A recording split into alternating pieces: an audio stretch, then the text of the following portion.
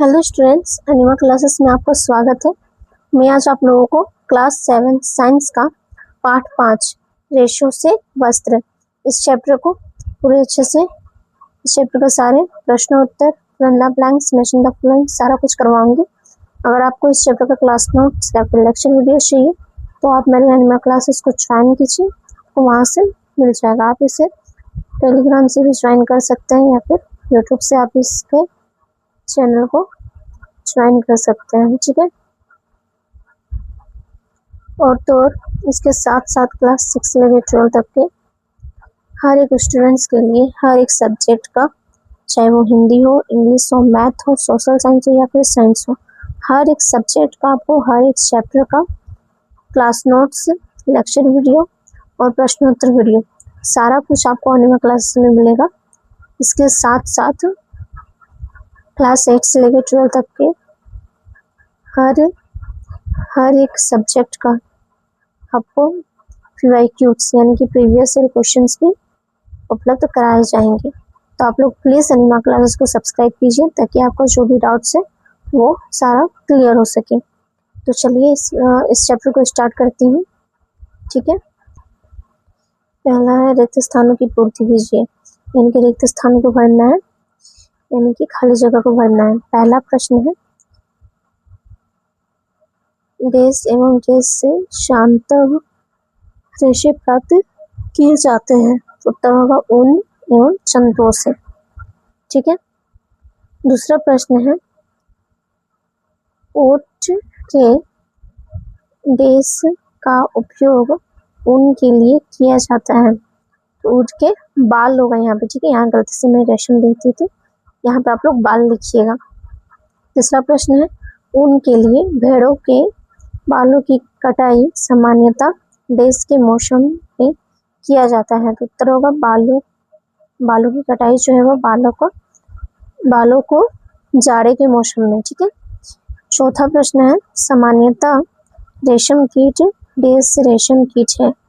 उत्तर हो जाएगा कोकून। पांचवा प्रश्न है, रेशम कीट देश की पत्तियों पर पलते हैं। उत्तर हो जाएगा शहतूत। क्या हो जाएगा? शहतूत, ठीक है। छठा प्रश्न है, रेशम रेशे देश के बने होते हैं। तो उत्तर होगा रेशम कीट।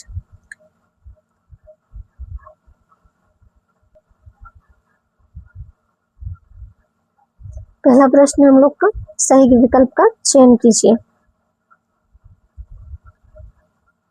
तो निम्नलिखित में से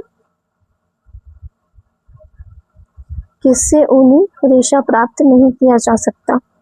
क बकरी, ख लामा, ग एल्पेका या घ कीट। उत्तर हो जाएगा घ कीट। दूसरा प्रश्न है, निम्नलिखित में से कौन सा रेशम का प्रकार नहीं है? पहला मलबेरी, दूसरा तसर, तीसरा मूंगा, चौथा कीट। उत्तर हो जाएगा चौथा घ कीट, ठीक है। तीसरा क्वेश्चन है, रेशम कीड़ा है क कैटरपिलर, ख कोकून, ग स्लग या घ इनमें से कोई नहीं। उत्तर हो जाएगा कैटरपिलर, ठीक है। पांचवा प्रश्न है, निम्नलिखित में से किससे ऊन नहीं प्राप्त होता है? क याक, ख ऊंट, ग बकरा, घ कुत्ता। उत्तर हो जाएगा घ कुत्ता। छोटा से जो भी प्रश्न है उन लोगों को उत्तर में लिख करके अच्छे से समझाएंगे, ठीक है। तीसरा में हम लोग का मैचिंग द फॉलोइंग है। पहला अभिमार्जन, तो इसका हो जाएगा घ काटी गई ऊन की सफाई। दूसरा है शहतूत की पत्तियां, तो इसका हो जाएगा ग रेशम कीट का भोजन।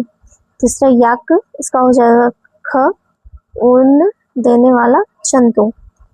चौथा है कोकून, इसका हो जाएगा रेशम फाइबर प्राप्त होता है, ठीक है। चौथा प्रश्न है, किन्हीं दो जंतुओं के नाम लिखे जिनमें ऊन रेशों प्राप्त किए जाते हैं। उत्तर हो जाएगा भेड़ और याक। पांचवा प्रश्न है, रेशम कीट पालन से आप क्या समझते हैं? उत्तर होगा रेशम आर्थिक रूप से रेशम प्राप्त करने के लिए रेशम कीड़ों के पालन को रेशम कीट पालन कहते हैं। छठा प्रश्न है, भेड़ के कौन कौन से भाग तंतु ऊन बनाने के काम आता है? उत्तर होगा ऊन जीवित रेशे हैं जो भेड़ आदि जंतुओं के बाल से प्राप्त किए जाते हैं। 7वां प्रश्न है, ऊन तंतु से ऊन किस प्रकार प्राप्त किए जाते हैं? उत्तर हो जाएगा ऊन तंतु से ऊन बालों की कटाई, धुलाई, कताई, रंगाई और बुनाई की प्रक्रिया से गुजरने के बाद ऊन प्राप्त किए जाते हैं। 8वां प्रश्न है, कोकून क्या है? रेशम कीट किस प्रकार कोकून बनाते हैं? उत्तर होगा बी रेशम के रेशों से आप अपने को ढकने की प्रक्रिया को कोकून कहते हैं। अपने जीवन चक्र में रेशम कीट अंडा, लार्वा, प्यूपा, वयस्क कीट बनता है। रेशम के रेशों की कताई करके कोकून बनाते हैं। 9वां प्रश्न है, प्राकृतिक एवं संश्लेषित रेशों में क्या अंतर है? उत्तर हो जाएगा प्राकृतिक रेशों के वस्त्र शीघ्र ही जल जाते हैं। संश्लेषित रेशम के वस्त्र चलने में थोड़ा वक्त लेता है। 10वां प्रश्न है, रीना अपनी मौसी के साथ साड़ी खरीदने दुकान गई। वहां उसने पाया कि संश्लेषित रेशमी साड़ी का मूल्य प्राकृतिक रेशमी साड़ी से कम था। वह जानना चाहती थी कि ऐसा क्यों है? तो उत्तर होगा क्योंकि प्राकृतिक रेशम की साड़ी रेशम की शुद्ध रूप है तथा इसके उत्सर्जन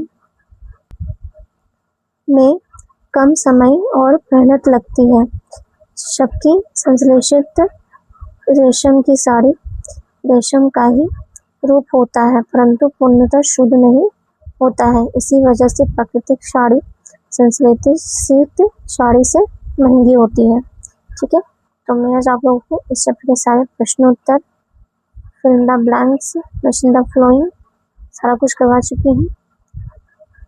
मैं बार बार बोल रही हूँ, आप लोगों का डाउट्स कुछ भी नहीं रहेगा।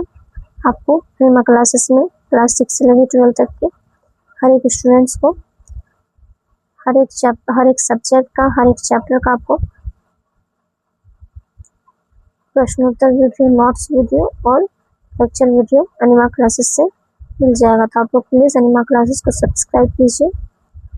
ठीक है, आशा करती हूँ कि आपको मेरा वीडियो पसंद आया होगा। धन्यवाद।